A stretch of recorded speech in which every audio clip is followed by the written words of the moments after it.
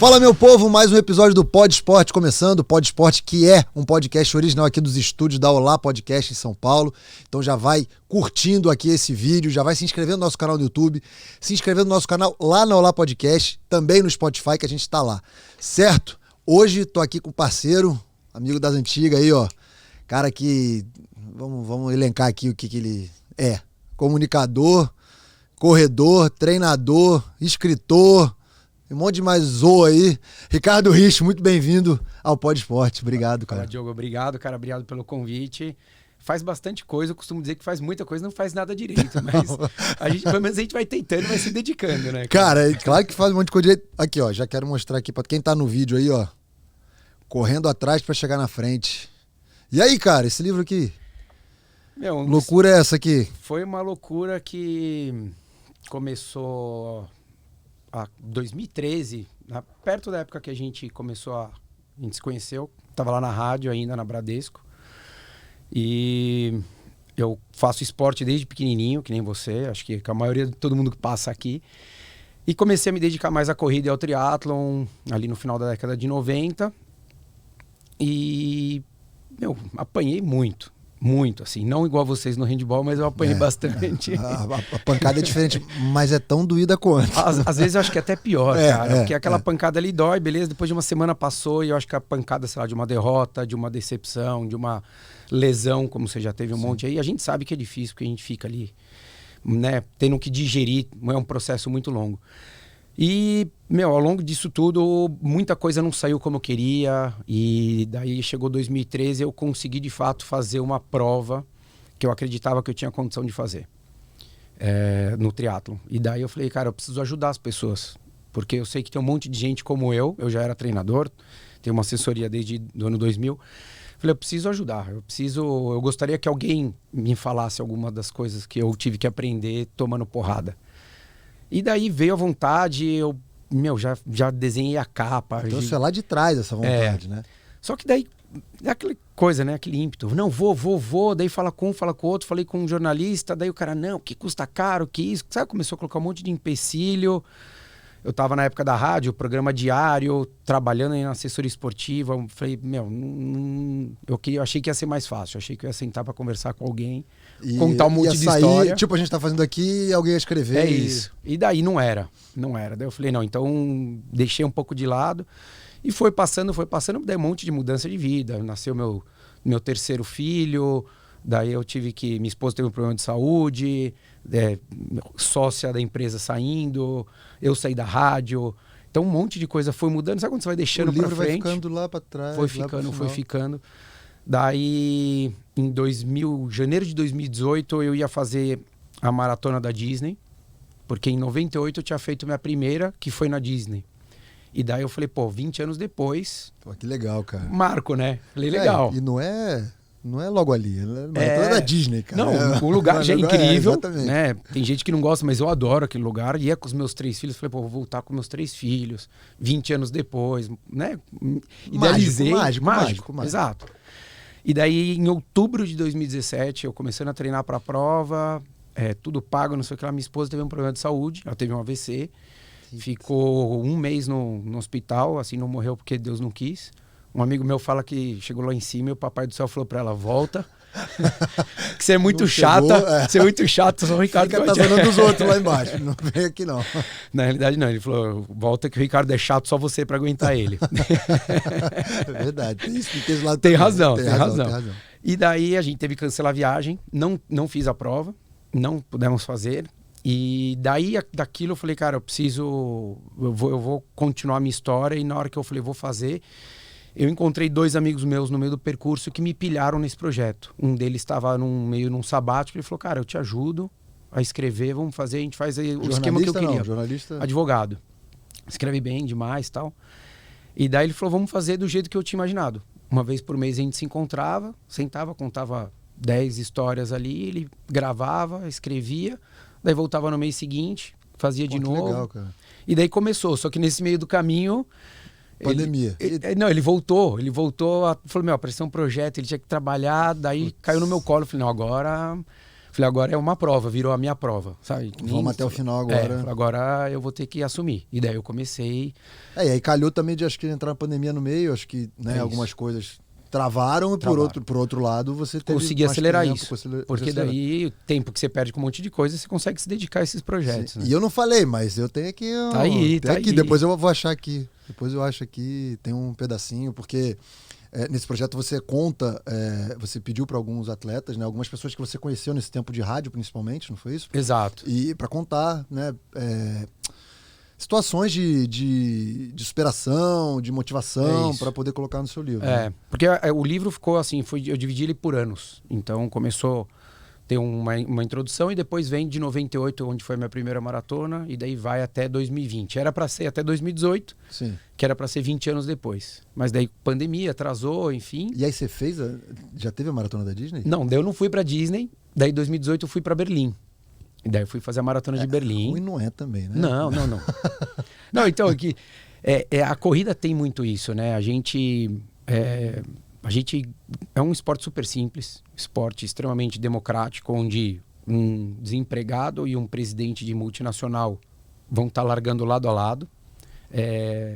Só que a gente gosta, né? Quem não gosta de viver uma coisa legal? Claro, né? sem dúvida. Né? Quem não gosta de jogar numa quadra bacana, quem não gosta de ir num estádio legal, quem não gosta de... Se você tem a possibilidade de onde está o melhor daquilo lá, qualquer rua é rua. Exato. Correr, qualquer pista Exato. é pista. Mas se você tem a pista, a rua, a competição, se você tem a oportunidade de ir, vai embora. E eu falo para todo mundo assim, a Maratona de São Paulo, por exemplo, ela é uma maratona ingrata, pelo percurso que é difícil, o horário que tem transmissão de Globo, enfim, tem uma série de coisas que muito pouca gente correndo, muito pouca gente assistindo, mas eu já fiz algumas vezes. 3 ou 4 vezes que eu já fiz a prova. E eu falo para todo mundo, eu acho que todo mundo que corre tem a obrigação de fazer a prova aqui em São Paulo, e se não fez, tem a obrigação de assistir. Porque quando a gente vai para fora, a gente já vê aquelas provas, né? Maratona de Nova York, que você vê na televisão, 1 milhão de pessoas na rua. Por que não valoriza o nosso, né? Estamos aqui, por mais que o percurso seja ruim. Cara, é muito o mundo que eu vivo do handball, cara. É isso. Tipo, às vezes tem jogo no ginásio, mas nunca transmite nada. Aí transmite, tem 3 pessoas no ginásio. Cara, ajuda então, né? Acho que é bem esse paralelo. Não, leva tio, primo, sobrinho. Exatamente. Né? Fala, vamos passar 5 minutos que seja. Você não precisa, às vezes, ficar o jogo inteiro, né? Isso. Você fazer a coisa movimentar. Eu acho que é uma maneira de você fomentar o esporte, fazer com que ele cresça, ele tenha um número maior de pessoas praticantes, de investimento de empresas, do esporte poder crescer, né? De crianças terem espelhos, né? De falar, pô, o cara corre pra Exato. cacete, quero Isso correr é um reflexo, eu faço muito esse paralelo, que a sociedade americana pro esporte, ela é um exemplo que deveria ser seguido. Assim, pode estar nevando, pode estar a 0 graus, você vai fazer uma prova nos Estados Unidos, o pai tá lá com o filho de 4 meses, 5 meses no carrinho na neve. E às vezes ele tá assistindo e não tem ninguém que ele conhece fazendo. Mas ele tá levando o filho dele ali. O moleque vai crescer olhando aquilo ali. Porque se ele não for corredor, ele vai querer ser jogador de futebol americano, ele vai jogar o beisebol, ele vai jogar basquete, ele vai fazer curling, sei lá o que ele vai fazer. Mas ele vai fazer. E daí, óbvio, que entra a parte da escola, da bolsa na faculdade. Tem o modelo do esporte lá americano é outra história. É um meio da pessoa evoluir dentro da sociedade. Então, exato. É a faculdade, que o cara vai ter uma conquistar bolsa. Coisas que ele não teria. Teria a possibilidade através do esporte. Isso acho que fica muito evidente na NBA, né? A NBA a evidência é muito grande. É isso. Então o cara vai lá pro college e tal, tem todo o esquema lá. Muitos não progridem na carreira pra NBA, mas você olha lá os jogos de universitário, cara, é brincadeira aquilo ali. Tem jogo que é mais cheio do que NBA, né? Exatamente. Então, a audiência é incrível. Porque a galera do campus ali, da universidade, faz uma festa, faz tudo acontecer. E, cara, corrida, né? Eu sou de um esporte que assim, existe a bola, tem o gol, tem aquela parada que, né, o brasileiro acho que tá muito incutido na gente. Cara, a corrida, velho. É você com você. E eu vou falar a verdade aqui. Eu não consigo mais correr por causa das minhas lesões. Eu tenho uma lesão no joelho, cara, terrível. Terrível, de cartilagem. Mas eu gostava muito de correr. E, cara, esse desafio de você com você não é pra todo mundo. Né? E a gente tava até falando ali fora. Eu acho que acaba se tornando um lifestyle. Tanto a corrida quanto o triatlo. Porque o atleta profissional... o cara é profissional se ele é do vôlei, ele vai viver aquilo ali full time, 24/7, né, daquela maneira. Agora o amador, cara. o cara, a sensação que eu tenho, o cara abdica da vida para poder ver aquilo. Você consegue explicar isso, essa... Eu vejo assim, eu acho que primeiro que é uma coisa, a corrida ela é muito prática. Então vamos separar a corrida do triatlon. A corrida é um esporte, além de ser democrático, ele é muito prático. Então você pode estar no deserto, na neve, na praia, no campo, onde quer que seja, num hotel, você trancado, você consegue praticar. Então isso acabou sendo uma das maneiras que fez com que tivesse um maior número de praticantes. As pessoas procurassem mais. É simples. É simples, né? Independente do tênis que você use, você pode usar Você vai em muita prova, você vê gente correndo de sapatênis. Sapatênis mesmo. Você fala, tá errado, mas ele tá lá correndo. E tá lá. Tá igual lá. A todo mundo, né? E é um movimento natural do ser humano. Então, esse é um ponto inicial. Segundo, você começa a perceber que você é um negócio de você com você mesmo. Então, tem uma comparação óbvia, porque você olha para o lado, você vê, às vezes, um conhecido, um amigo, uma amiga, quem quer que seja, às vezes correndo mais rápido, correndo mais distância, evoluindo mais rápido que você, mas você sabe que você está fazendo a sua parte. E você não vai ser aprovado ou não. Depende de você. É só de você. E daí você começa a entender que o quê? Pô, eu vou fazer 5 quilômetros. A pessoa não corria 5 minutos. Na hora que ela corre 5 quilômetros, e que é bastante, porque a gente tende não a desmerecer, mas a gente menospreza. O povo fala, 5 quilômetros. Pô, 5 quilômetros você pega em linha reta. A gente sai... É chão. Pô, você sai 3 pontes aí, aqui em São Paulo, né? Você sai ali, João Dias, Bandeirantes... É verdade, cara, eu não tinha pensado né? nisso. Bandeirantes, Cidade Jardim, dá 5 quilômetros. Fala, pra você fazer isso de carro, você vai mais rápido correndo do que de carro. Sim. Né? Aqui, com certeza absoluta. Certeza. Do horário, com certeza absoluta. É isso. E daí, aquilo mexe muito com o quê? Com a autoestima da pessoa, com a confiança da pessoa. Daí o corpo da pessoa melhora, os hábitos dela melhoram. E daí ela quer 10. Daí ela conquista os 10. Daí 10 você já põe 6 pontos, né? Você já sai quase da marginal Pinheiros para Tietê. 10 é o meu recorde. São Paulo. 10 é o meu recorde. E é muita coisa. Deus me livre, cara. 3 dias ruim eu fiquei. Ruim de verdade. Ruim, mas ruim de não andar. E daí aquilo começa a mexer e ela começa a criar uma amizade. Então ela começa a entender que aquilo dá muito prazer para ela. Que não seja naquele momento inicial, porque não vou falar que todo dia você vai ter um prazer, igual o treino do handball. Você vai falar que todo dia é legal? Não é, né? Mas tem dia que é mais legal. Tem dia que é legal durante, tem dia que é legal depois, tem dia que é legal durante, depois, ao longo do dia, no dia seguinte. E quanto mais você entra nesse looping, melhor fica. E daí você começa o quê? Ter mais amigos que fazem. Daí você fala, pô, vou correr sábado. Então sexta eu não vou sair, né? Porque vou ter que acordar às 6 horas da manhã. Isso que eu falei do lifestyle. Começa a se tornar um lifestyle, cara. E daí a atividade, as pessoas começaram a perceber que a atividade ela vem para regrar a vida delas, de todo mundo. E coisa que o atleta tem. E o amador não tinha, porque o amador falava, não vou na academia de manhã, eu vou à noite. Só que daí você fala, pô, se eu não treinar de manhã, eu vou correr 10, 12 quilômetros às 8. O dia inteiro trabalhando e tudo para correr, não dá. E correr o risco do quê? De ter uma reunião no final do dia você não poder treinar. Porque é isso que acaba acontecendo, né? O trânsito não deixa você chegar, cara, a esposa liga, o marido reclama, o filho chora. Eu acho que eu tenho alma e cabeça de corredor, cara. Pô, eu penso muito isso. Porque, isso. Cara, eu vou passar o dia inteiro, às vezes tem alguns treinos específicos, né? Meu. E aí eu acordo 15 para as 5 da manhã para fazer, porque eu garante. Não vou... exatamente. Eu, não é que tira da frente, porque eu tenho prazer em fazer, mas eu mato aquela tarefa do dia antes. E nada que vai acontecer durante o dia vai me atrapalhar, assim como... É isso. E é que é difícil para o atleta profissional como você, e eu acho que de qualquer outra modalidade no Brasil, tirando futebol e acho que um pouco vôlei, ele não tem uma certa estabilidade tão grande. E ele acaba tendo que ser mais do que atleta. Então, ele tem que se preocupar com isso. Ele não consegue falar assim, não, meu dia... Descansar... É sempre uma segunda-feira. Meu ano vai ser sempre uma segunda-feira. Acordo às 7, treino às 8. O sonho. Solto às 10, né? Vou na físio às 10, almoço, durmo uma horinha, treino à tarde de novo. Tá? Não, você sabe. Quantos anos você viveu? Possível. Quantos dias você conseguiu repetir um hábito desse? Poucos. Pouquíssimo. Né? Então, o que acaba acontecendo é que daí o amador começou a ter um hábito do atleta profissional. Então ele começou o quê? A madrugar.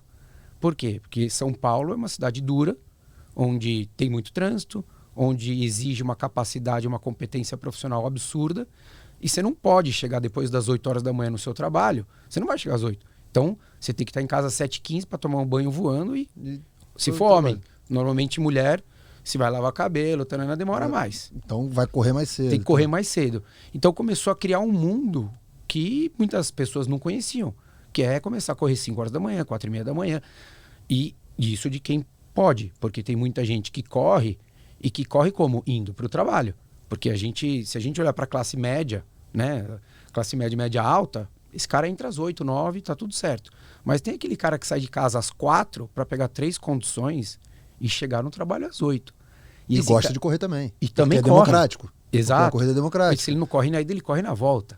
Né? Você conhece casos de gente que muito. vai trabalhar correndo, chega, toma um banho e... O que tem de, por exemplo, garçom... É mesmo, cara? Absurdo. Os caras, mochilinha nas costas, vai 15 km e volta 15 todo dia. Todo dia ele corre 30 km. Economiza agora então, na gasolina. A gasolina agora ele ficou rico. Agora ele tá milionário. Se ele só economizar o dinheiro da gasolina, ele tá milionário. Pô, que legal, cara. Não sabia disso. Então, e começou, daí óbvio que daí também tem aquelas pessoas que adoram, né? Eu acordo todo dia às 4h30 da manhã. Eu sou o contrário. Eu acordo cedo, mas eu gostaria de falar que eu acordo às 9. Né? Não é prazer falar. Não é legal, né? Não é legal. Eu faço isso para caber o meu dia, essa parte que eu tenho que fazer. É isso. Por isso que eu faço. É o que eu falo, a necessidade faz acontecer. Seja qualquer coisa, né? Você não acorda. Começou a ser um atleta e falar, eu vou acordar 4h30 da manhã, 15 para 5 para treinar. Contrário, quando eu comecei a ser atleta, se eu não treinar à noite, eu acordar meio-dia. É isso. Pudesse. Então, daí eu acho que isso começou a criar um estigma que todo mundo podia fazer. E isso começou a virar uma pirâmide do bem, assim, sabe? Um foi contaminando o outro, contaminando o outro, contaminando o outro, até a hora que as pessoas... Eu lembro, sei lá, 15 anos atrás, 20 anos atrás, eu sentava numa mesa de casamento, né? Que nem você. Você sentava, nossa, joga handball, daí era o assunto da mesa, né? Nossa, atleta olímpico. Joguei na escola. Eu jogava, eu era pivô, você fala, legal. Bacana. Esse papo rola demais, cara, demais. Daí você fala, posso dar uma dormidinha, já volto, né? E daí... Era comigo. Nossa, você corre, mas qual a graça? Você sai daqui, vai até ali, né? Sai do nada, vai até lugar algum. Sempre vinha aquilo, né? Maratona, você é louco, o que você tem na cabeça e tal. E hoje é o contrário. Hoje você senta numa mesa... É só a gente que corre. Vai correr amanhã? É isso. Daí o cara fala assim, corre não, eu também corro. Pô, minha esposa corre, minha mãe corre. Não sei. Aonde você corre? É isso, com quem você corre. Daí quando você vê, você já até conhece pessoas em comum, porque viram um núcleo ali, uma comunidade. E daí eu acho que isso começou a mexer muito com as pessoas. E daí criou-se um ecossistema das pessoas que correm. E, daí, assim, número de provas em São Paulo de corrida de rua aumentaram. Esquece o mundo pandemia, porque o mundo pandemia mudou tudo. Tudo. Mas a gente tinha uma média de quase 6 provas por final de semana na cidade de São Paulo.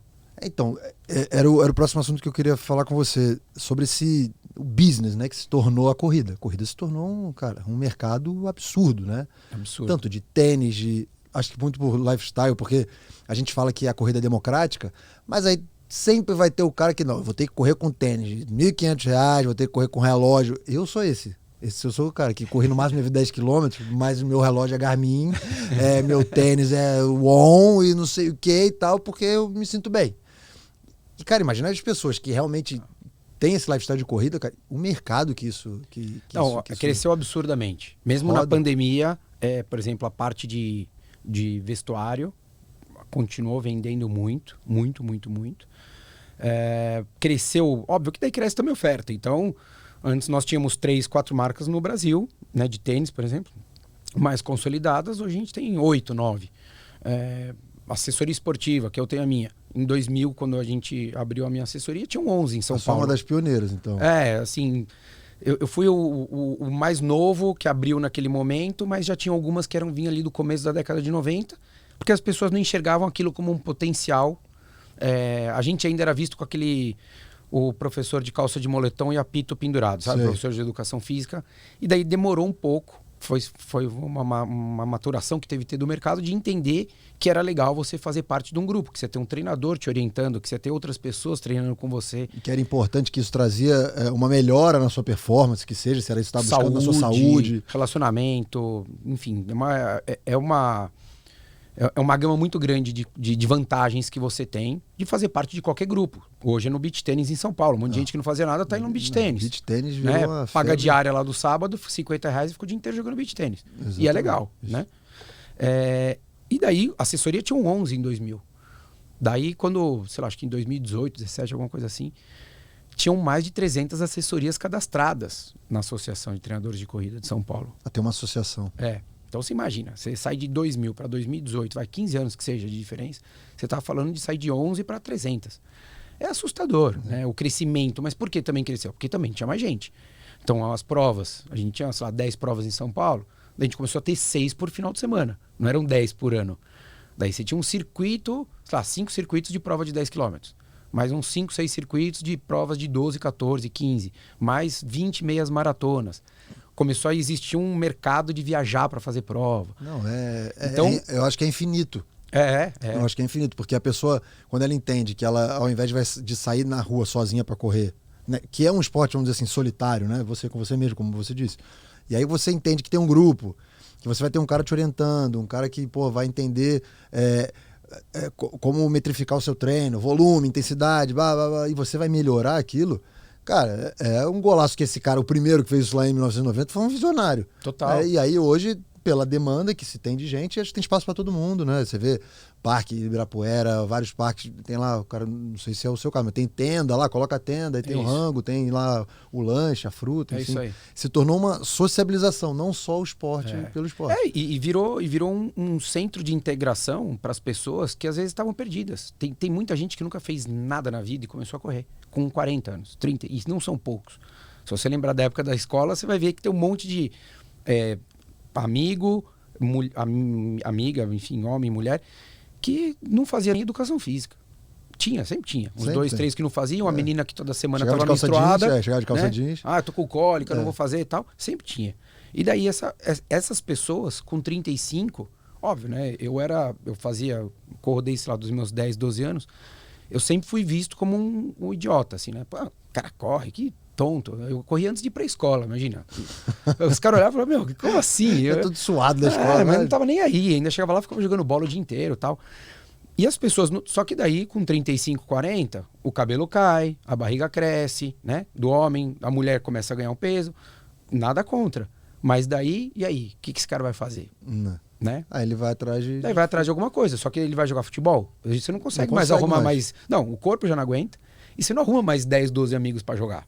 Que vai toda semana. Nem quer, o cara prefere beber e ver o jogo do que jogar. É isso. Tanto que a sacada do beach tennis é esse. Você vai lá sozinho, você joga. Você acha que todo mundo vai sempre achar uma dupla que vai jogar? Sempre vai ter. Você vai no lugar, você paga diária, alguém te chama. Ou se não tiver dupla, você vai, tipo, frescobol, você vai ficar... Então... Você fica batendo a bolinha ali. Então você tem uma maneira de você conseguir alimentar o esporte, fazer com que ele continue acontecendo. E daí a corrida começou a ter isso. As pessoas falaram assim, poxa, eu tenho um monte de amigo meu e amiga minha que nunca fizeram nada e falam, meu, eu nem fazia educação física e hoje correu meia maratona. Porque tirou aquele estigma também de que para você fazer, você tem que ser um super-herói. Porque as pessoas, não, eu fiz maratona, eu fiz Ironman. Falam, não, é legal, é um baita desafio, conquista ímpar. Ricardo, não dá para fazer maratona.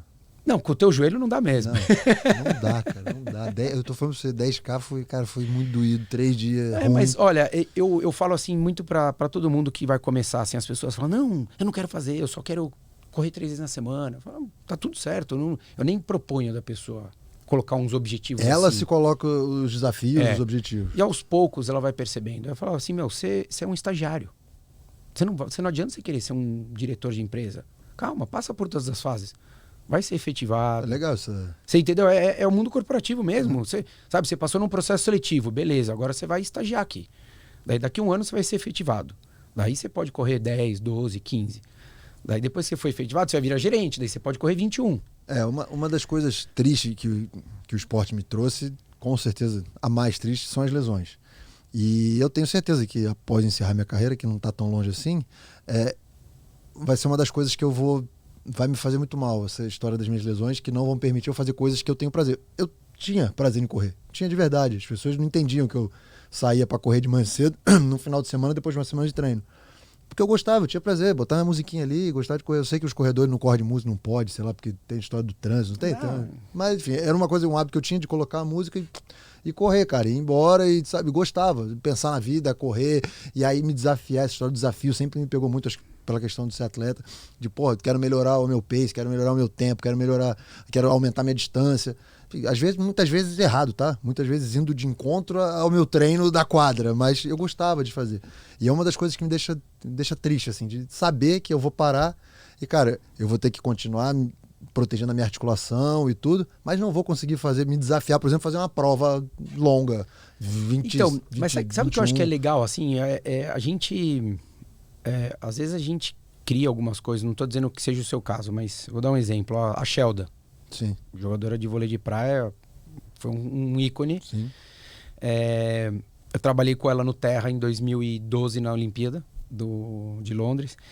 E daí, ficamos super amigos. Depois fui pra Fortaleza, encontrei ela lá, tal, não sei o que lá. E ela começou a treinar. Ela falou, poxa, eu queria ver de fazer, eu queria entender qual é que é essa loucura da corrida. Cara, ela foi fazer uma meia maratona, cara. Também, problema no joelho, e fez, tal. Então, eu acho que, assim, a gente vem de uma geração que a gente ouvia muito isso, assim, eu tenho um problema tal, eu não posso. Eu acho que o que a gente tem que entender é como a gente quer chegar lá na frente. Então, de repente, você pode ir em 2, 3 médicos, o cara vai falar, dá pra fazer, só que você tem que entender o seguinte, o que isso vai acarretar pro meu corpo? O preço que você vai pagar. Que é o que eu falo pra todo mundo. Quando eu comecei a treinar, fui fazer minha primeira maratona, tem um negócio na corrida que todo mundo endeusa quem faz a maratona. Hoje melhorou um pouco, mas quem fazia a maratona abaixo das 3 horas. E a minha primeira eu já fiz abaixo das 3 horas. Daí quando eu voltei... Semideus. Todo mundo falou, que é isso? Moleque com 21, 22 anos de idade, indo pra balada, tomando, né? Porque eu escolhi não tentar ir além do profissional razoável. Falei, não... Então... deixou aqui. Carnaval? Não vou treinar. Vou lá, vou varar viver. a noite, vou tomar e segue o jogo. E quando eu voltei, meu treinador na época falou, cara, vamos tentar. Você tem, cara, isso não é qualquer um que faz. Ainda mais na época. Uma coisa hoje, com que melhorou de tudo, as pessoas fazerem isso. Isso era em 98. Daí eu falei, cara, não quero. Não quero, eu conheço... Eu lembro na época que eu brinquei, falei, eu conheço o lado negro da força. Eu gosto. O preço que... E tudo, da dedicação. Eu falei, cara, eu sei como é ser um atleta no Brasil, eu sei que vai ser difícil, o atletismo mais ainda, não vai ter retorno, não tem retorno de mídia, não tem retorno de reconhecimento, não tem financeiro, não tem uma série de coisas. E eu conheço o outro lado que eu gosto de beber, eu gosto da minha picanha, eu gosto da minha cerveja. E não tô afim de pagar esse preço. Não tô afim de pagar esse preço. E sempre soube que eu, assim... No meu livro eu falo muito isso, assim. Eu falo, cara, eu me preocupo muito na categoria 65 mais. Porque eu tenho 3 filhos. Meus 3 filhos são ativos. Então eu quero que ele fale pra mim, papai, vamos andar de skate? Vamos. Papai, vamos jogar um beach tênis? Vamos. Papai, vamos andar de bike? Vamos. Vamos jogar uma bola? Vamos. Vamos jogar um tênis? Vamos. Se eu chegasse a colocar meu corpo num limite onde eu acho que eu poderia chegar, eu não sei se hoje, já com 44, eu teria condição. Dá pra viajar no tempo, falar com o Diogo de 15 anos atrás, fazer o Pod Esporte de 15 anos atrás, porque agora... E é difícil, porque não tô dizendo que eu tinha essa clareza toda, mas eu sabia que eu queria chegar lá na frente e ter condições, porque eu via pessoas com 40 anos de idade, naquela que eu falei da geração, de falar assim, cara, esse cara operou o joelho e nunca mais vai poder fazer nada, porque o joelho era um limitador do esportista. Sim. Né? Se o problema que você teve no joelho acontecesse há 25 anos atrás, já tinha acabado tua carreira no 24 anos e 364 dias. Isso. Né? Por quê? Porque a medicina evoluiu absurdamente para poder tratar e deixar o atleta mais tempo ativo. Só que chega uma hora que a gente judia muito do corpo, não tem como. Assim, eu pago hoje um preço de estar correndo há 34 anos. Eu sei disso. Então muita gente fala, vamos fazer uma prova lá, vamos treinar forte. Eu falo, cara... Eu até brinco, às vezes, que eu faço um post lá, coloco geriatria e tal. Cara, eu pego um pouco mais leve, porque a vontade, óbvio, que é o que você falou da competição, de sei lá e... Cara, eu vou te falar que isso é uma demonstração de grandiosidade absurda sua, porque, cara, o cara que viveu dentro do esporte, apesar de não ser um esporte profissional, né, de você não estar inserido no esporte profissional e tudo, mas esse negócio, até do atleta amador, do ímpeto de querer mais, eu posso. Eu com 38 anos, hoje eu não consigo ainda falar... Não, calma. Eu vou te dizer que eu tô começando a aprender. Eu até hoje, eu treino, né, com uma equipe que eu jogo hoje no Pinheiros é muito jovem, né? Tipo, um moleque de 20 anos de idade. Eu tô jogando com um moleque que é 2003. O moleque nasceu em 2003, velho. É teu filho.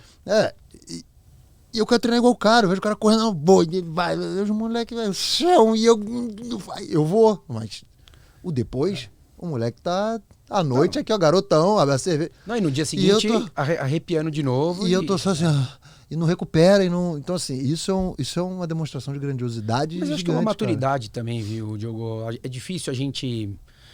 Eu acho que a gente consegue enxergar, mas... E principalmente o atleta profissional, cara. O atleta, eu fiz um post esses dias falando disso. Cara, o atleta profissional, vocês são o 01 que não dá pra gente comparar com o amador em todos os aspectos. Todos os aspectos. Tudo genético. Não é facilidade, mas assim, vocês têm uma predisposição, vocês têm um poder mental gigantesco, uma maturidade que vocês têm que desenvolver muito cedo, porque com 15 anos de idade você já está tomando porrada, com 18 você já está sendo convocado para a seleção brasileira. Já tem uma pressão, já um monte de coisa. Exato, né? Patrocínio, clube, te paga faculdade. Renovar o contrato. Isso aí, marca esportiva que vem, não sei o que lá. Tem uma série de coisas que eu, com 21, 22, não sabia o que era isso. Na realidade, eu pegava o dinheiro do meu trabalho e falava, quero fazer ou não quero. Era isso. Então é difícil você virar a chave o profissional. Tanto que a gente vê quantos profissionais param e continuam ativos. É muito difícil. A gente pega um monte aí que para e o cara não quer. Uma vez eu conversei com o Mauro Ribeiro, um ciclista profissional, foi o único brasileiro que ganhou a etapa do Tour de France. O cara pega asco do negócio, né? Ele falou que ele não consegue sentir até hoje o vento no rosto. Não é pedalar, ele não consegue sentir o vento no rosto. Tá no carro, não baixa o vidro. Eita. Então, só que assim, ele com 15 anos de idade, ele foi pra Europa, morar lá. A primeira vez que ele saiu à noite foi com 28 anos. Então daí você imagina, é isso que eu falo, o mundo do profissional, eu gosto sempre de dar esse exemplo para onde quer que eu vá, porque é muito diferente do amador. E o amador, óbvio, ele tem uma dedicação, tem uma vontade de crescer, de evoluir, de acordar na madrugada, tal, mas ainda no final das contas ele faz porque ele quer. Ele tem a escolha de falar, hoje não vou. É optativo. Hoje não vou. Por mais que ele fale, não, mas eu quero meu resultado. Você fala assim, tá bom, mas se você não tiver, a conta tá paga do mesmo jeito. Se você não performar numa temporada, ok, na segunda o clube já vai falar, será que tá valendo esse salário que eu tô pagando pro atleta? É para qualquer atleta profissional. Cara, você me chamou a atenção do negócio que... Cara, será que eu vou conseguir, velho? Tipo, vou acordar e falar, não vou hoje. Só não vou. Cara, isso é uma coisa... Parece besteira, talvez para quem esteja ouvindo, que não seja do mundo do esporte, tudo. Mas, cara, acordar e falar só não vou é um negócio que... É surreal. Chega a me tremer a mão. Como é que não vai? Você tem que ir. E eu vou poder falar daqui a um tempo. Isso aí, não vou. Né? Então, e eu acho que é esse que é o ponto. As pessoas não entendem. Às vezes, o cara com 34 anos de idade parou. Você fala, primeiro, ele tá desde os 12 agredindo o corpo muito mais do que eu, Ricardo, agredi. Porque eu coloquei o meu corpo num nível a 20%, 30% a menos do que um profissional. E esse cara, mentalmente, ele não aguenta mais. É a cabeça, cara. Ele não aguenta mais. Com certeza. Porque o corpo, mas a cabeça. Eu dou o exemplo do Zé Roberto, lá do jogador lá que jogou na seleção, no Palmeiras. 42, né? Ele parou. 42. Acho 42. O cara tá voando. Ele vai virar bodybuilder, tem os papos você viu? Mas você viu? Mas se você colocar ele pra jogar, ele vai jogar. Só que ele não aguenta mais. Se ele não aguenta mais acordar e falar, eu tenho que ir, eu vou.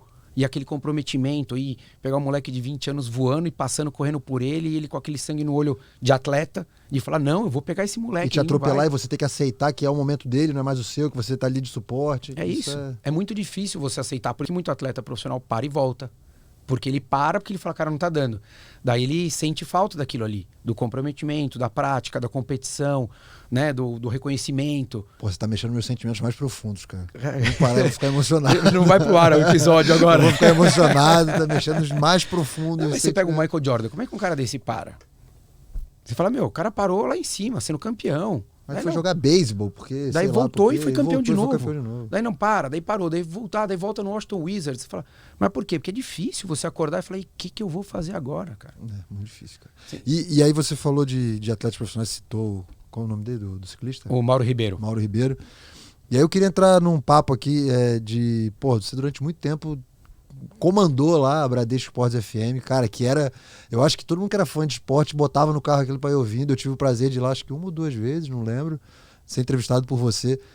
Cara, esse projeto era demais. Como é que começou essa história, esse convite? Foi você que botou pra frente? Cara, em 2011 eu fui fazer a cobertura do Pan-Americano de Guadalajara, pelo Portal Terra. Fui ser comentarista do triatlon, do atletismo e do ciclismo.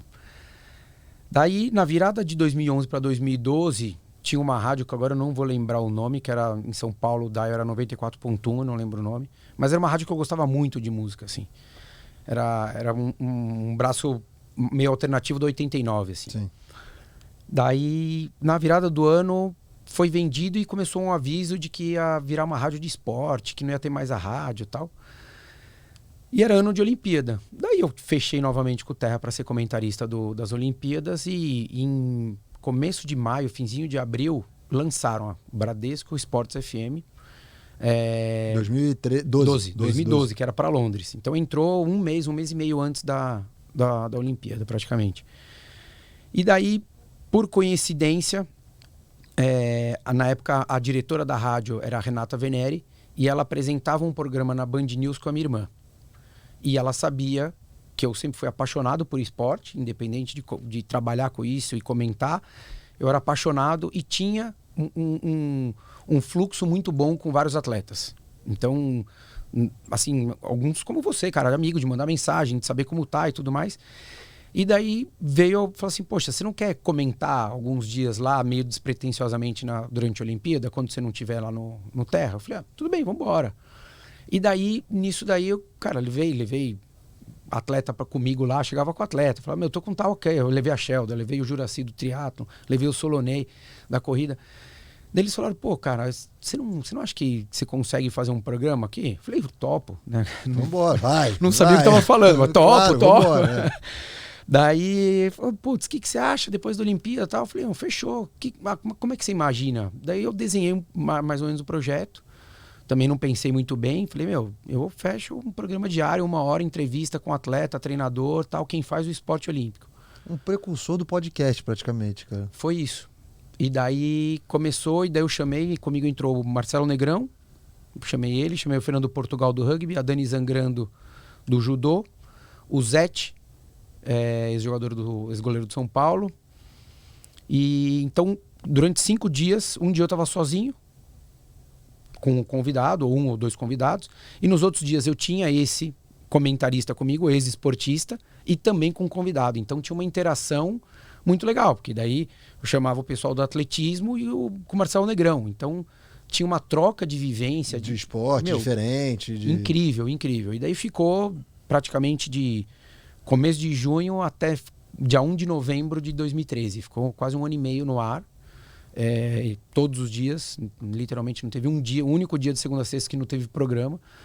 Cara, conversei com, sei lá, mais de 300 atletas. Cara, era muito legal. Era muito legal. Porque eu acho que, até então, eu pelo menos, não é que eu seja tão velho assim, mas até então, eu não lembro de um programa que saísse do mainstream, do futebol, do pessoal do vôlei, que já era campeão olímpico. Sim. Então, assim, era uma galera, exatamente, o cara do triatlo, o cara da corrida, que é mais ou menos a proposta aqui do Pod Esporte, né? Que é você furar a bolha aí e entender. E dar um espaço para todo mundo. As pessoas entenderem que o esporte ele é muito amplo, cara, que ele tem muita gente que pratica, que é atleta mesmo. Olha, teve um dia que, assim, teve alguns dias que ficaram, extremamente marcados, assim, e vou te falar que acho que foi o maior aprendizado que eu tive na minha vida. Porque imagina que tem gente que paga, sei lá, 50 mil, 80 mil para as pessoas darem palestra, esportista. Sim. E eu tinha isso de graça todo dia. É verdade. E você falava, se você fosse lá e eu quisesse falar só sobre o Pinheiros, sobre como era o treino, eu ia falar só sobre isso. Né? Eu era entrevistador. Sim. Então eu canalizava ali o papo para onde eu queria. Né? E eu tinha isso todo dia. Então o quanto aquilo foi valioso para mim como profissional, como treinador, como atleta e como pessoa foi absurdo. E tiveram várias histórias muito legais. E um feedback que foi incrível foi quando eu conversei com o Jorge Zarif, com o Jorginho. Cara, um parceiraço. Encontro ele direto até pedalando. E ele tinha acabado de ser campeão mundial júnior. Nunca ninguém no mundo fez isso. No mesmo ano ele foi campeão mundial júnior e adulto, enfrentando o Ben Isley, que era tipo o inglês, que era tipo o Pelé da vela. Cara, ele foi no programa, a gente ficou conversando e falando, e daí falamos de Ilhabela, e não sei o que lá, e de tudo que saiu do programa. E falou, Ricardo, foi o programa disparado mais legal que eu vi. Cara, você não me perguntou que time que eu torço. Você não perguntou se eu namoro. E você não fez aquela pergunta básica, e aí, qual é o seu próximo objetivo, né? Porque acaba ficando, a mídia ficava muito engessada e muito crua, muito superficial. né? Que é a história do Bruno Fratos do Felizão, né? Nossa senhora, essa entendeu? A gente sempre fala que esse assunto recorrente do Bruno Fratos é isso, né? Uma coisa muito rasa, né? Você chega pro cara que ele acaba de perder. É quase pouco humano o negócio. É isso, é quase né? você não entender porque esporte. Pra ele perdeu naquele momento. Não é que ele assim, poxa, mas ele foi o 7º. Não, pra ele perdeu, porque ele sabia que ele se dedicou ao longo dos anos e o atleta, ainda mais quando é um esporte individual, e é ele com ele, porque é ele nadar. Não é luta, não é ele com alguém. Então, se ele nadasse mais rápido, e ele sabia que ele podia nadar mais rápido, ele ia ser medalhista. E daí o repórter falou, pô, mas e aí, como é que você tá agora? Ela foi muito mal. Né? Mas enfim, então assim, tem histórias, cara, que a gente viu que foram incríveis, assim. Teve atleta que chorou, que eu vi atleta profissional que foi pra Olimpíada, que foi pra Mundial, que vivia com R$1.500. Acabou o programa, o cara chorou de me agradecer. De olhar aquilo, eu cheguei em casa, minha esposa falou que foi, eu cheguei transtornado, assim, cara. Ó, me seca a mão, me seca a boca agora, de lembrar. E assim, tiveram várias histórias, assim, legais, cara. Eu lembro, assim, de algumas. Eu lembro que pra mim, naquele momento, 2012, cara, foi um momento que eu fiquei um período afastado da seleção, tava voltando à seleção e, era um negócio que pro atleta, a gente é tão carente desse tipo de coisa, cara, que a hora que Bradesco me chamou pra ir lá, cara. Cara, você ia assim, nervoso, sabe? De ficar nervoso, tô falando aqui pra um monte de gente, porque muita gente escutava aquilo ali, a galera do mundo esportivo. Isso. E era um espaço que nenhum esporte, nenhuma modalidade esportiva tinha. E ainda não tem, porque infelizmente não tinha um espaço. Hoje o podcast deu muito mais voz pra isso, mas ainda é muito nicho. Você hoje entrou num formato diferente, que é legal, que você vai falar. Você já falou com o João Luiz, você já falou com o pessoal da esgrima. E é isso, eu acho que quanto mais você puder pulverizar isso daí... Será que somos um filho da Bradesco? Pô, tomara, cara. Um podcast que é muito legal, que foi um descendente disso e o programa incentivou a fazer, é o Endorfina, que é o do Michel Bogli. Porque ele foi lá, porque... Imagina, eu fiz em outubro de 2013, eu fiz uma semana especial mundial do triatlon, que ia ter um mundial em Kona, que era em outubro. E naquela semana, todo dia, cara, falamos com o Alexandre Ribeiro, que era o recordista lá, que foi 6 vezes campeão do Ultraman, que era o recordista do Ironman, do tempo do Brasil, melhor tempo brasileiro lá. Falamos com o Igor Amorelli, direto de Kona, que ia competir. Falamos com os 2 melhores brasileiros amadores que tinham ido no ano. Falei com o Michel Bogli, que já tinha ido para lá, que era aposentado, mas é um cara que, uma referência aí do triatlo. Imagina, a gente fez, cara, uma semana na rádio falando de triatlo. Pô, não tem como o cara não se empolgar com aquilo ali não e de repente... E daí quando acabou, deu 3, 4 anos, ele me chamou e daí ele que me pilhou pra fazer o meu podcast. Ele falou, cara, você tem que fazer. Era o próximo assunto que eu queria falar. Também é podcaster, também é host. Fala aí um pouco dos 3 lados. E daí, cara, o Michel me pilhou. Ele falou, Ricardinho, você tem que fazer, cara. Você tem que fazer, é muito legal. Eu falei, eu sei. Beleza, isso aí só falta o dia ter 72 horas pra eu poder colocar. E daí, daí eu falei, não quero fazer sozinho. Eu sou do lema que eu acho que eu gosto de dividir o bolo. Mesmo correndo. Cara. Porque é engraçado, porque corrida, né? Você com você ali. E aí você gosta de falar de... E daí chamei 2 amigos, o Danilo Balu, que é treinador e nutricionista, e chamei o Rodrigo Roenes, que ele trabalha já trabalhou em marcas esportivas e hoje ele é consultor técnico, ele é um cara que é o papa do tênis. Fala aí o que ele faz. Eu gostei disso. O que ele faz da vida? Cara, ele faz uma consultoria, o business dele principal é isso, é uma consultoria para quem quer correr, para explicar que tipo de tênis que é o mais adequado para você. Não é aquele papo, você é supinado, supinado, pronado, neutro. Não, ele vai entender o seu perfil, ele vê como é que você corre, o ritmo que você corre, as provas que você faz, o seu peso, o tênis que você já está acostumado, o que você gosta, que você já experimenta. Ele te leva numa loja, você experimenta 20 modelos diferentes. Que maluquice, cara. É uma coisa incrível, cara. E daí eu falei, eu chamei os 2 e o Danilo Balu, ele é total roots. Total roots, total. É o cara que usa o mesmo tênis há 6 anos, 7 anos, entendeu? Correndo 2 maratonas por semestre. Então. E é um cara que, é questionador pra caramba de tudo, assim, sabe? Você fala, tem que tomar 2 litros de água por dia. Ele fala, por que chegaram no 2 litros? Não tem problema, pode ser, mas me explica por que o 2 e não 2.200 ou 2,5 ou 3. Nossa Senhora. E é um cara super inteligente, enfim, fez esportes na USP, fez nutrição na USP, vai atrás de muita informação. E daí eu falei, vamos fazer isso. E daí a gente falou, legal que a gente aborda os 3 lados da corrida, que é o nome do podcast. Então é o lado do treinamento, o lado da alimentação e o lado do environment, ali, do meio ambiente. Então, ativação de marca, produto, evento, pessoas, profissionais que trabalham ali. Então a gente falou, puta, vamos fazer. E daí a gente decidiu começar os 3 lados da corrida. Só áudio, né? Só áudio. Aonde que a gente é muito feio, cara. Aonde que você encontra? É nada, feio, mó galã, cara. É melhor deixar só o áudio lá. Mó galã, que tiver no vídeo aí, cara. A voz não é tão ruim, mas o Ricardinho mó galã, cara. E onde que você encontra os 3 lados pra escutar? Cara, nas principais plataformas aí tem. Spotify, exatamente. Vamos colocar aqui na Olá, hein, seu Rafa? Né? Então vamos colocar aqui na Olá também. O olhar dele foi tipo, você vai colocar, beleza. Já, não tem nem... Mas, pô, legal, cara. Acho que cada vez mais conteúdo, né? Aquilo que eu tava até falando ali fora com você. A ideia do Pod Esporte é não nichar, é você dar abertura pro mundo esportivo. Mas esses são muito legais também, que você tem um público fiel, você informa. E a gente tem essa visão e, pô, eu falei pra vocês ali, tô disposto a ajudar com o que vocês precisarem aqui. Não que eu seja mas assim, contato de um monte de gente, enfim, abrir porta de todos os lugares. E a gente não tem essa coisa assim. Eu sou um cara que... Eu procuro pelo menos ser muito transparente, muito verdadeiro, e eu não tenho ego, cara. Então assim, eu levo treinadores lá. Eu levo, teoricamente, concorrentes meus lá. O cara vai vender o peixe dele, cara... E tá tudo certo, eu pergunto, e aí como é que foi? E o projeto tal, pô, parabéns que o atleta dele fez isso, fez aquilo. Levo, assim, e de braços abertos, e não é só de São Paulo, levo do Brasil inteiro. E a história do ganha-ganha, cara, acho que... Tem espaço pra todo mundo. Se todo mundo fala, se todo mundo tem espaço, você aumenta o mercado, acho que todo mundo tem a ganhar. Tem umas coisas que realmente eu também não entendo.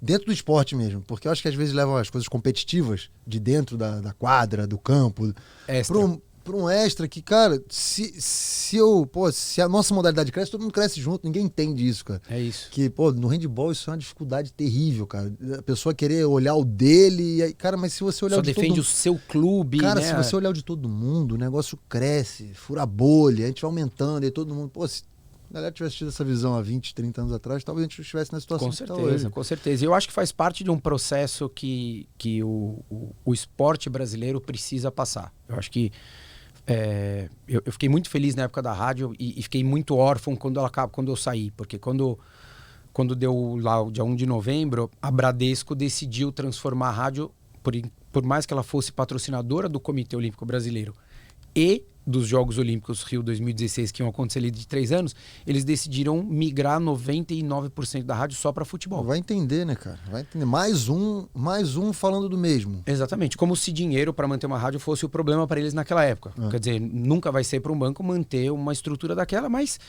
E daí, na hora que foi, eu levantei a bandeira quando eu entrei lá, que eu ia ser só o esporte olímpico, eu não ia dar abertura para o futebol, paguei o preço e fiquei órfão de falar, cara, eu queria fazer muito por isso, eu queria poder levar ainda o esporte para muita gente. E uma das ideias até de eu pedir para muita gente explicar, escrever no meu livro, é isso. Porque é para corroborar com o que eu aprendi, muito do que eu vivi, que eu aprendi ali tomando as porradas, mas também as pessoas verem, cara, quem é a Fabiana Murer que escreveu ali, quem é o Gustavo Borges que escreveu, quem é o Bruno Soares, quem é o Flávio Sareta, quem é o Diogo Silva, quem é o Diogo Hubner. Tem pessoas, quem é Dani Zangrano? Ninguém sabe que, desculpa, é uma pena. Quem é Dani Zangrano?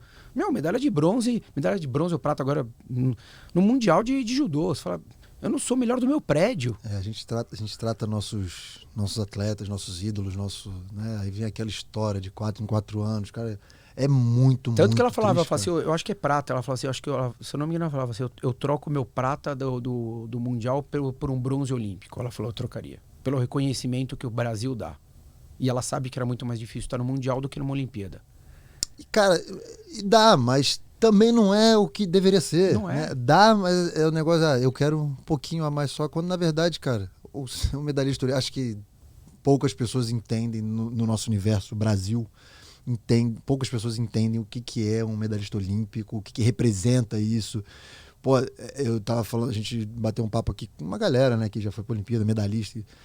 Cara, o simples fato de hoje o COI reconhecer que você pode colocar no seu nome OLY, O-L-Y, e você dizer que você foi um atleta olímpico, cara, é uma vitória, assim, pra grande maioria dos atletas, porque a medalha olímpica é para poucos, né? Exato. Então, você ter o reconhecimento que você pode usar no seu nome, você pode assinar se quiser, OLY. Cara, é um negócio tão grandioso pro atleta que eu fico muito triste quando você fala nomes como esse, muitas pessoas, Diogo Silva, você acha que alguém sabe quem é do Taekwondo? É o cara isso. não sabe, o cara deixa assim, o nosso país, infelizmente, né? As modalidades não tomam conta dos seus atletas. Sim, e esses textos, que eu acho que é muito legal, é que ele ilustra de fato como, cara, sei lá, 90% dos atletas brasileiros acabam sendo profissional porque é um acaso, cara. Claro que é. Claro que é um acaso. E a grande maioria se diz profissional, mas não é, né? Ah, sim. É um semi, é um cara que se doa, que... Né, a gente viu recentemente a matéria lá com a Rosângela, né? Do 100 metros rasos, que tá trabalhando de Uber. Exatamente. E assim, eu não sou um atleta profissional, né? A minha vida inteira nunca tive carteira assinada para treinar, né? Quando se fala de profissional, de direitos trabalhistas, enfim, a gente entra numa discussão mais ampla aqui. Mas, cara, eu sempre tive que correr atrás de outras coisas. Então, quantas e quantas vezes o clube me dava uma estrutura, mas eu tinha que correr atrás de fisioterapia sozinho, tinha que correr atrás de um monte de coisa, cara, que... E isso que eu tive a oportunidade de jogar só em clubes, cara, grandes. Né? Da realidade do handball, só clubes grandes eu joguei. E, pô, mesmo assim, tive apoio, suporte, tudo, mas, cara, muito longe do que o cara que eu ia enfrentar lá quando eu ia jogar contra a Alemanha tinha, por exemplo. Então, cara, é muito esse universo de não entender a importância que o atleta tem, dos resultados que o atleta tem, cara, é muito... E a Olimpíada é um propulsor muito grande do atleta, né? A gente viu aí nessas, né, agora em Tóquio, até a Raíssa lá do skate. Tudo bem, ícone, né? 13 anos, menininha, gracinha, medalhista, cara, mas a menina, ela entrou na Olimpíada, ela tinha 80 mil seguidores. Cara, ela saiu da Olimpíada com 6 milhões. Incrível. É absurdo. Né? Absurdo. O poder que a Olimpíada tem, uma medalha olímpica tem. Exatamente. Porque se ela não fosse medalhista, ela ia crescer. Mas ela ia crescer muito mais aqui no Brasil. Hoje, e para ela também, para o atleta, ainda mais um atleta internacional como um atleta do skate, diferente um pouco do handball, porque o handball você vai participar, você vai para um mundial, para uma seletiva, alguma coisa assim. Senão é muito mais regional.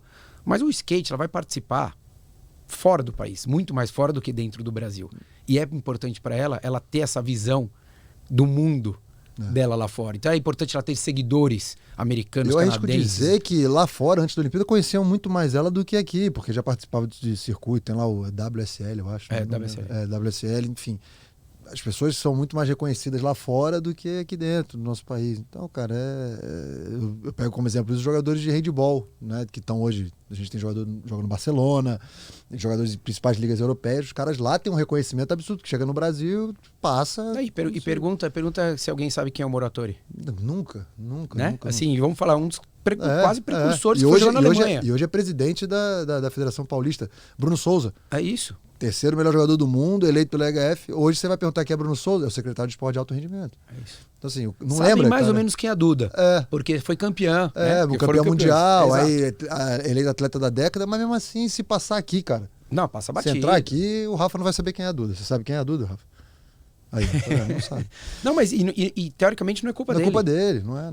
Hoje, óbvio, graças a Deus, a rede social melhorou muito isso pro atleta, porque basta ele também querer fazer, e se ele tem uma conquista como essa, ele tá ali exposto, ele faz um trabalho bem feito, então o atleta também tem que ter esse olhar hoje, né? Sim, não, total. Tem que ter alguém ali, se ele não sabe fazer, ele tem que contratar alguém que faça para ele, porque senão ele vai perder a oportunidade. Você não depende mais de alguém vir atrás de você. Você pode, através da sua rede social e tudo, mostrar o seu trabalho, coisa que a gente não conseguia há 10 anos, menos até. É isso. Entendeu? Conseguia mostrar o que é. É isso aí. Ricardo, e você não falou onde é que acha para comprar? Todas as livrarias? A Amazon, Magazine Luiza, e também tem para Kindle, quem quiser que tem Kindle também, então só entrar cara. Lá. Pô, só colocar no Google ali, correndo atrás para chegar na frente. Boa, Ricardo Rich, vou... Tá aí. Eu deixo o link com dedicatório, lá. Hein? Deixo o link. Com boa, dedicatório. Tá aqui a dedicatória.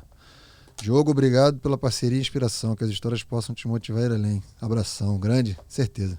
Isso aí. Ricardão, cara, obrigado demais pela sua presença. Pô, acho que foi muito enriquecedor, cara. Acho que, pô, você é um cara que, apesar de ser ali da corrida, do triatlo e tudo, pô, você entende demais de esporte, né, pela sua vivência ali na rádio. E por ser um apaixonado do esporte. Espero que você tenha gostado demais aqui do Podsport. Muito bom. E, pô, vamos em frente, cara, tocar as coisas aí. Vamos. Parabéns pelo projeto, obrigado pelo convite aí. Tomara que venham muitos outros convidados bem melhores do que eu, óbvio. Virão, não. Mas... Cara, se vier do seu nível pra mim, já tô feliz demais, cara. Vamos fazer essa coisa acontecer. Pode contar comigo. Massa, obrigado. Show. Galera, e vocês aí que acompanharam mais esse episódio do Podsport, não esquece de ir lá no YouTube, se inscrever, na Olá Podcast, também se inscrever, baixar o seu aplicativo, tem o site também, www.olapodcast.com.br, e olha também, além do Podsport, todos os podcasts que a Olá disponibiliza para você. Certo? Então vou ficando por aqui, até a próxima, valeu, fui!